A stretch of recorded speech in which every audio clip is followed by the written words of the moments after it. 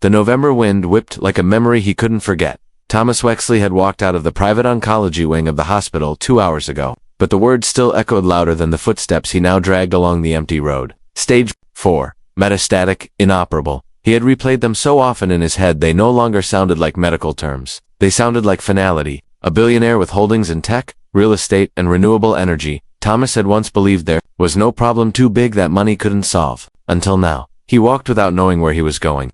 The streets, wet with snow, shimmered under the gray sky, but Thomas barely noticed. He had spent the better part of his 60 years climbing every ladder, buying every comfort, building an empire that spanned continents. But now, with his body turning against him and time hanging like a noose, none of it mattered.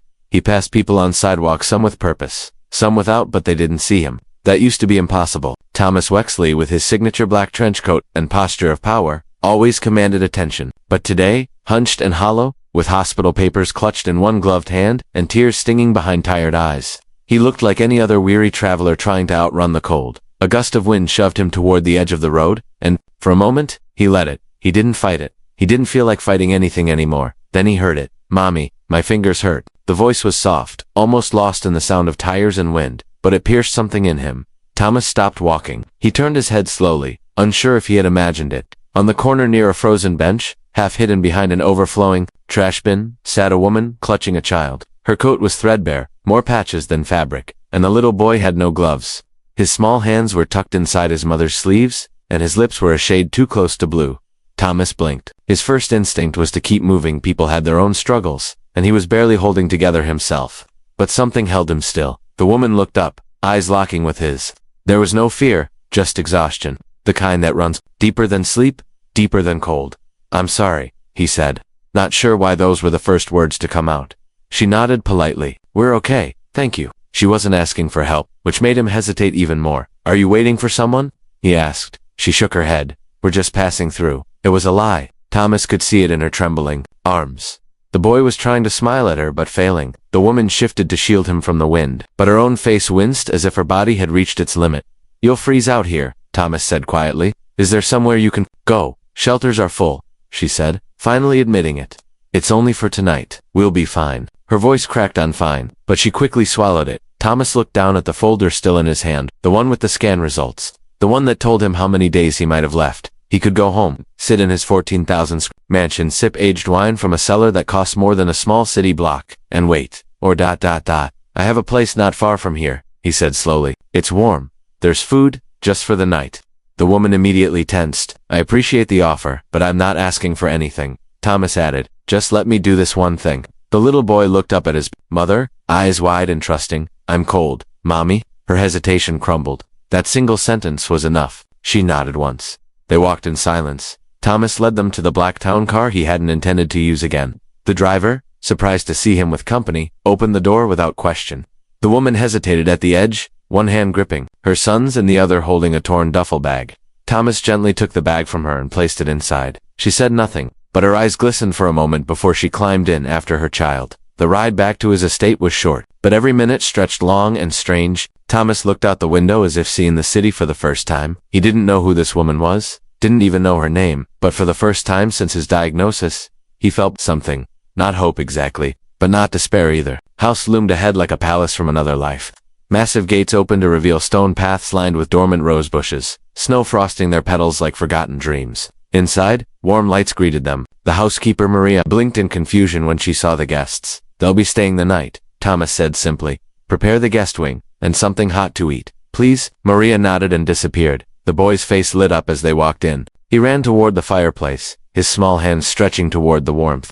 His mother followed more slowly, clearly overwhelmed. "This is too much," she whispered. "We can sleep in the hallway." "You'll sleep in real beds," Thomas interrupted, "and your son will be warm tonight." "That's not too much." She opened her mouth, then closed it again. Her shoulders sank slightly, not in defeat, but in the soft surrender of someone who had fought too long. She said. He only nodded. "What's your name, Anna?" He looked at the boy. "And is Liam? Nice to meet you both." That night, Thomas couldn't sleep. He sat by his window, looking out over his snow-covered garden.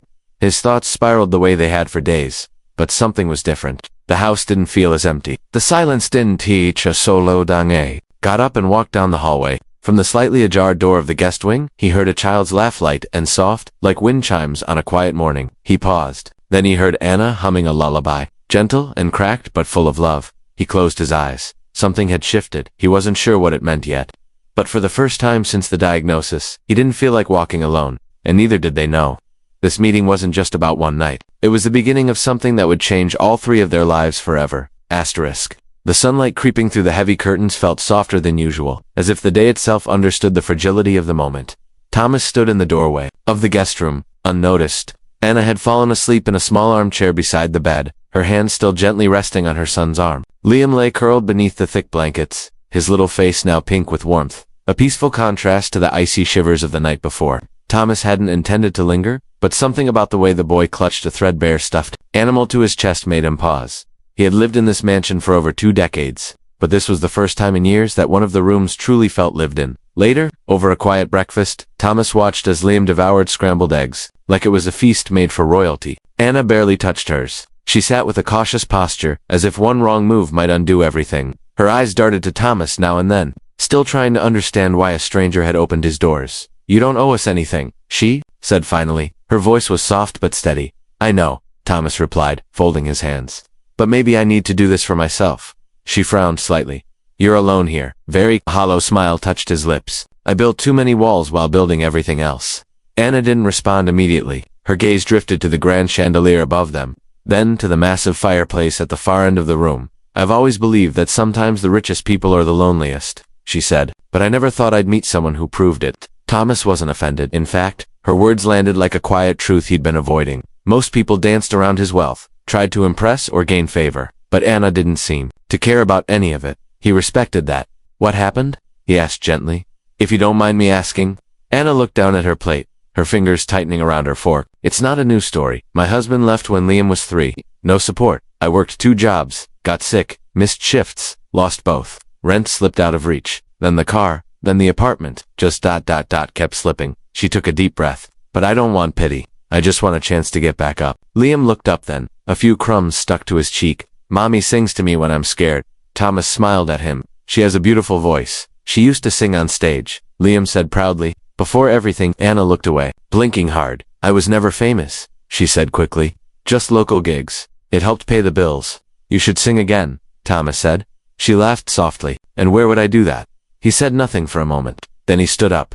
"Come with me." Anna hesitated, then followed him down the long hallway. Liam tagged along, hopping over the edge of the rug like it was a lava river. At the end of the corridor, Thomas unlocked a door he hadn't opened in years. Inside was a small music room once used by his ex-wife, who had been a gifted pianist before walking away from the life he built. A baby grand sat under a dust cover, and shelves lined the walls with old records, instruments, and silent stories.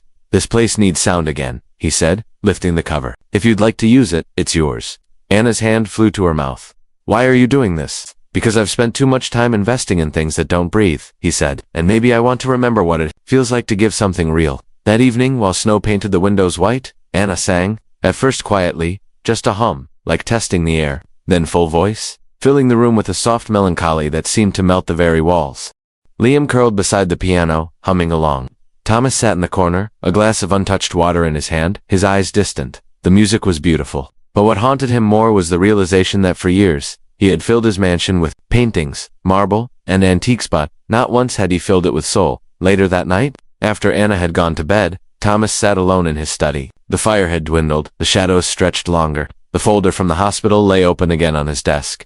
Those same words stamped in black ink like a countdown, but something had changed. A thought, almost too fragile to believe, was growing inside him. Maybe he wasn't meant to spend his final months in silence. Maybe the universe had thrown Anna and Liam into his path for a reason. Maybe he was meant to do more than die rich. He didn't know what would happen next, but he felt something he hadn't felt in weeks. Purpose, and neither he, nor Anna, nor little Liam could have predicted that in just a few days, their lives would collide with another secret one that had been waiting for decades, hidden in plain sight within the walls of this very house. Asterisk, the blizzard came fast. By morning, the world beyond Thomas's estate had vanished into white. Snow blanketed the long driveway, silencing the wind and sealing them in like ghosts tucked between pages of time. But inside, something rare was stirring warmth, not just from the fire that roared in the stone hearth, but from the laughter echoing down the marble halls. Thomas found himself in the kitchen, something he rarely did, watching Liam lick cookie dough from a wooden spoon while Anna rolled the batter with practiced hands. Flour dusted her sleeves, and her hair was tied up in a messy bun that made her look half her age. Thomas didn't remember the last time his kitchen smelled like something other than catered meals and reheated silence. "You bake like a pro," he said. "I used to make everything from scratch," Anna replied with a half smile. "Back when things were ... different." Liam tugged on Thomas's sleeve. "Do you want to help?" For a man who had once held boardroom meetings across 5 countries in the same week, the question shouldn't have shaken him, but it did. He hesitated, then rolled up his sleeves and joined them at the counter. Later they sat in the library, the 3 of them, eating fresh cookies and sipping cocoa. Liam had found an old chessboard and was setting up pieces wrong, but with the bold confidence of a king. Anna laughed as he declared a random piece, the Dragon Knight. Thomas let it all wash over him, the sound, the scent, the smallness of the moment. It was terrifyingly beautiful, like something he might have missed entirely if not for that night on the road, if not for the diagnosis that had once felt like an ending, but now maybe didn't. After Liam had fallen asleep on the couch, Thomas and Anna lingered near the fireplace. "You don't talk much about yourself," she said gently. "You listen, you give. But I don't know what you're running from." Thomas looked into the flames for a long time before answering. "I spent my whole life racing toward success, and somewhere along the way, I mistook noise for meaning. Business dinners, private jets, investment portfolios. I built this empire thinking I'd earned security, but what I actually earned was ... emptiness. I have no family left. No one to call. No one to cry with when they told me I had months to live." Anna's eyes softened. "You've got people now, even if you didn't expect them." He gave a weak smile. "I thought bringing you here was charity, but it's been the opposite." That night, just past midnight, Thomas couldn't sleep. Again, he wandered the halls like a man stuck between past and present. But something pulled him toward the west wing, an area of the house he hadn't entered in over 10 years. Dust clung to every surface. The paintings here were older, less expensive, but more personal. Family photos, black and white images of his parents when they were young. His sister, Carolyn, her smile, frozen in time, tugged something sharp. Inside him, they hadn't spoken in over a decade. Their fallout over inheritance had been ugly. She'd accused him of letting greed bury the boy who once shared a blanket fort with her in the attic. He'd accused her of betrayal. Neither had reached out since. Thomas stared at her photo and whispered into the quiet, "I don't even know where you are now." Then he noticed something odd. One of the old paintings, slightly crooked. It wasn't a photo, just a landscape, dull and faded. But as he adjusted it, something clicked. Literally, a hollow sound behind the wall. He pressed his hand along the side. It gave way slightly. A panel expertly disguised popped open. Behind it, a small, dusty compartment. Inside was a metal box. Old locked out. His heartbeat thud. DED. He took it to his study and forced it open. Inside were letters, hundreds of them. Some in his father's handwriting, others in his mother's. But many were from Carolyn. Unsent letters. All addressed to Thomas. One, dated from 7 years ago, read, "I wish you'd remember the way we used to talk. The way you cried when your dog died. The way we used to laugh about the world. I know we fought. I know money poisoned everything, but I still think about you. Still wonder if you ever look at the moon and remember when we used to sit on the roof and count stars." There were tears in Thomas's eyes before he finished reading. He had lost so much, yes, but he'd also pushed away more than he admitted. The next morning, Anna found him at the kitchen table with the letters spread out like old wounds. She didn't ask, she just sat across from him. "I think I need to find her," Thomas said quietly. "Before it's too late? Then let's find her," Anna replied. "You don't have to do it alone." Something shifted in Thomas's chest, like an old door unlocking, a window cracking open after a long storm. He looked at Anna, really looked at her, not as someone he helped, not as someone broken, but as someone who might be the bridge back to the parts of him he thought were lost. And deep down, Anna had a secret of her own, one she had told no one, one that might make this journey even more unexpected than either of them could imagine. The snow had started to melt, but something deeper had already begun to thaw inside Thomas. He stood at the edge of the estate's driveway, watching as a hired car pulled up. The driver stepped out and nodded, placing the last of the luggage in the trunk. Anna adjusted Liam's scarf, tightening it gently around his neck. The boy bounced on his feet, excited for the trip, unaware of the real reason they were leaving. The comfort of a mansion and heading into the unknown. Thomas turned the small, worn photograph over in his hand again. It was one he had found folded inside a letter from Carolyn. She stood beside a little house, one that barely held its shape, somewhere near a coastline he couldn't quite recognize. But on the back, in Caroline's messy, looping handwriting, she had written, "A new beginning, if you ever decide to find me." He had never paid attention before. Now he couldn't stop thinking about it. Anna slipped into the seat beside him. "You look like a man heading into battle." "I feel like one," he said with a weak laugh. She reached across and rested her hand lightly on his. "Sometimes the hardest things we do are the ones that finally make us whole." The drive was long. Hours blurred into each other. Liam sang songs from the back seat, hummed tunes Anna had taught him in the mansion's music room. Thomas stared out the window. The the picture of his sister clutched tight. He wondered if she would recognize him now, if she'd even want to see him. But beneath the fear was a growing need, not for closure, but for reconnectation. By the time they arrived, dusk had settled over the town like a gentle hush. It was a small place, barely a main street, with homes scattered along winding dirt roads. The air smelled of pine and ocean salt. Thomas asked a few locals, showed them the picture. One woman squinted, then pointed toward the cliffs on the edge of town. She lives out there, she said, keeps to herself, but she's kind. The house was smaller than he remembered. Weathered wood wind chimes on the porch, and a broken fence. It looked nothing like the mansions Thomas had built, but it looked alive. He stepped up to the door and knocked. Moments passed. Then the door creaked open. She looked older, yes, but her eyes hadn't changed. Soft, skeptical, guarded. Carolyn stared at him for a long time. You, she said finally. Me? Thomas replied, barely above a whisper. There was no embrace, no dramatic music, just silence between two people who had lived too long with unsaid words. Then Caroline stepped back and opened the door wider. Come in. He entered slowly. Anna and Liam waited just outside, giving him space. Inside, the house smelled of cinnamon and cedar. There were books everywhere, paintings on the wall, photographs of places he had never been, people he had never met. It was a different world from his own, but full of warmth. I thought you'd never come, she said. I didn't know how, Thomas admitted. Caroline sat down and motioned for him to join her. You were always so sure of everything. You thought money fixed everything. But some things, they take more than that. I see that now, he said. I wasted years. She looked at him, then nodded. So did I. There was quiet. Then, she smiled faintly. Who are the woman and child outside? Anna, he said, and her son Liam. They've been light in all this. When the doctor told me I was dying, I thought it was the end. But meeting Mitz felt like the start of something else. Caroline looked toward the window. You brought someone with you. That's already more than I expected.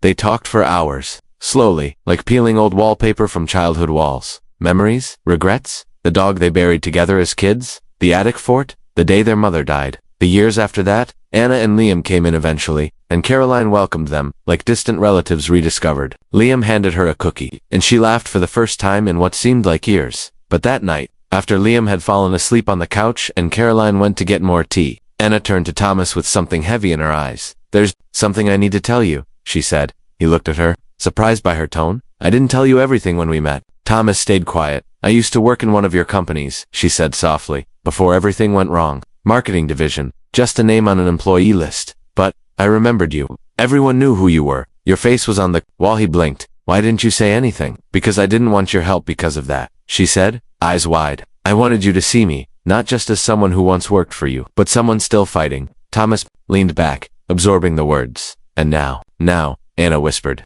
I want you to know that even when your name was everywhere, when you were the man, everyone looked up to. I saw something lonely in your eyes. I saw it before, I see it less now. The room felt full. The silence, no longer empty. Thomas reached out and took her hand. You've given me more than you'll ever know. But none of them knew yet, Liam included, that the real reason their lives had crossed paths was still hidden. Something no one had yet spoken. A letter Anna had kept folded in her wallet for years. One that held a name. And a truth that could change everything. The envelope had creases worn deep from years of folding, unfolding, and hiding. Anna had carried it for so long that she almost forgot. It was there until she saw Caroline's face. There was something familiar about her, not in the way of faces passed on the street or voices overheard, but something deeper, like a memory, that had been buried under too much life. That night, after everyone had fallen asleep in Caroline's small home by the cliffs, Anna sat alone in the kitchen, the letter laid flat in front of her. Her hands hovered over it for minutes before she dared open it again. She'd read it hundreds of times before, but tonight, the words felt louder, heavier. It was written by her mother, years before she passed. If you were ever lost, if the world ever pushes you too far down, go to Greenwood Hills. There's a man there who may never know what he lost, but you deserve to know where you came from. His name is Thomas Wexley. I never told him about you. I was afraid. But maybe, one day you'll understand why. Anna wiped a tear before it could fall. She had found the letter after her mother died of heart failure, buried beneath old bills and journals. She hadn't believed it at first, thought maybe her mother was mistaken, or confused. But something about the letter had always stayed with her. And then she met him, not as a powerful CEO, but as a broken man walking in the snow, completely unaware that he'd just passed the daughter he never knew he had. And Liam, her throat closed. How do you tell someone they have a grandson after everything? She barely slept that night. By morning, the fog over the sea was thick. Thomas stood by the porch railing, sipping coffee. Anna joined him quietly, Liam still asleep inside. I want to show you something, she said, her voice tight. Thomas turned. Her eyes were red-rimmed, but not from the cold. She handed him the letter. He took it, confused, then read. His hands trembled halfway through. When he finished, he didn't speak, just stared at her like the world had shifted beneath his feet. Is this? Anna nodded. I didn't know either, not for sure. Not until I saw your name again. I worked for your company, and the pieces started falling together. He looked at the house toward where Liam slept. I have a grandson, he whispered. Anna's lips pressed into a quivering line. You do. Tears slid down Thomas's cheeks silently, carving lines through the cold. He didn't wipe them away. He didn't move. He just stood there, letting years of loneliness collapse into a single, irreversible truth. I missed everything, he said. No, Anna said, stepping closer. You didn't. You found us, somehow, someway, ... You did. Inside, Liam stirred. Moments later, he stepped onto the porch, dragging his stuffed dragon behind him. Grandpa, he said, not hesitantly, but like the word had always been there, just waiting for someone to speak it aloud. Thomas knelt, his arms open before he realized it. Liam walked into them like it was the most natural thing in the world. They stayed like that for a long time. 3 generations huddled on a porch, facing the sea, letting the past be what it was, and letting the future start here. Caroline joined them later, and Thomas told her everything. There were more tears, but also laughter. The kind that comes when pieces you never knew were missing finally fit into place. Over the next few days, they stayed in that small town by the cliffs. Thomas called his lawyers, not to move assets or sell more things, but to begin changing his legacy. A trust for Liam, a scholarship fund in his mother's name, and a foundation for single parents fighting homelessness. Anna refused at first. She didn't want charity, but Thomas looked her in the eye and said, this isn't charity. It's a father finally doing something right. She didn't argue again, but there was one more thing Thomas needed to do. He went back to the hospital, not to seek a miracle but to seek clarity. He sat in the doctor's office, hands folded. The doctor looked at him with surprise. You look better, he said. I feel better. Thomas replied honestly. The doctor paused, then reached for the latest scans. We did another test before you left. We weren't sure it mattered, but I think maybe it does. Thomas tensed. What are you saying? The tumor hasn't grown, the doctor said. In fact, there's a small chance it's shrinking. For the first time, hope didn't feel like a cruel trick. It felt like possibility. He didn't know how much time he had left, but he knew what he wanted to do with it. He wanted to live, not just survive, not just count days, but live for real, with Anna, with Liam, with his sister. With family. Asterisk. The morning he returned to the mansion, the air felt different, not just cleaner or warmer but alive, as if the walls themselves had been holding their breath, waiting for something more than luxury to walk through the door. Thomas stood in the grand foyer, looking up at the high ceilings that once echoed only footsteps and silence. Now, there were voices, laughter. Liam's sneakers squeaked across the marble as he chased a toy car. Anna's voice floated from the kitchen, humming a tune while she made pancakes her own recipe, now a new Saturday tradition.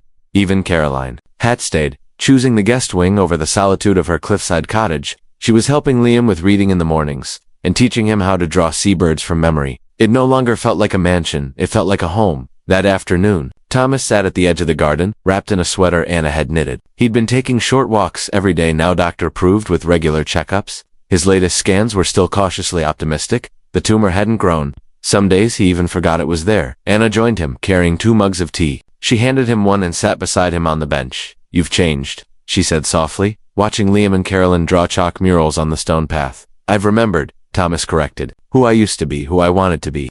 The man I buried under years of chasing things that never loved me back. Anna smiled, wrapping her hands around her mug.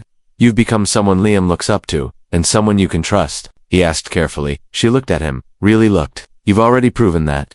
They sat in silence, but it was the peaceful kind, the kind that didn't demand conversation. It just held the moment gently, like hands folded in prayer. Eventually, Thomas stood. I want to show you both something, he said, calling out to Liam and Caroline. He led them inside, through the east hallway, to a door Liam had never seen. Open. Inside was a new room renovated over the past few weeks, while everyone was focused on recovery and rebuilding. The walls were now painted with soft, cheerful colors.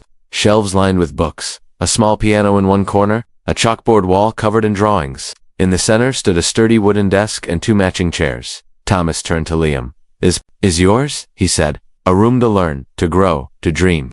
Liam's eyes widened. Really? Really? Thomas said. And the desk next to yours is for any kid like you who doesn't have a home, or food, or books. This house is going to become more than a home. It's going to be a place where people can start over. Anna blinked quickly, tears threatening. You mean a shelter? No, Thomas said. A beginning. They spent the rest of the day planning. Thomas reached out to his network, not for business deals, but to build something real. A foundation that would provide housing, education, and support for families experiencing hardship. It would be called Liam's Way. Because, as Thomas said in the launch letter, a small boy's kindness once brought a dying man back to life. Months passed, the house became a haven. Volunteers arrived, rooms were filled, laughter became a daily sound. Hope hung in the air like sunlight filtering through the curtains, and the strangest part, Thomas never felt sick anymore. His doctors continued to monitor him. The tumor, once a death sentence, had stabilized to the point where no one could explain it. Some called it a medical anomaly. Others whispered the word miracle. But Thomas had his own explanation. Love, he told Anna once. I was dying from the absence of it. One crisp morning in April, Thomas stood on the front lawn, surrounded by people who had once been strangers, but now called this place home. A press camera clicked from a distance. A banner overhead read Liam's Way, grand opening. Caroline stood beside him, arms crossed but smiling. Anna held Liam's hand, who was dressed in a tiny suit and beaming like the sun had borrowed his joy. A reporter approached Thomas. Mr. Wexley, if someone had told you a year ago that you'd be doing this, what would you have said? Thomas looked around. At the house, at Anna, at Liam, at a young boy hugging a stuffed animal while a volunteer handed his mother a warm blanket, at the chalk drawings across the walls. I would have said they were out of their mind. He laughed. But now I know, when you're finally willing to lose everything you thought mattered, you might just discover everything that truly does. The crowd applauded. Cameras flashed, but Thomas wasn't focused on any of that. He knelt beside Liam and whispered, "Thank you for being the little boy who saw me before I saw myself." Liam grinned. "You're my hero, Grandpa." "No," Thomas said, pulling him into a hug. "You're mine." And so, the man who once walked wearily along the road with only months to live, now walked proudly through a house full of life. Not because he found a cure in medicine, but because he found a cure in love.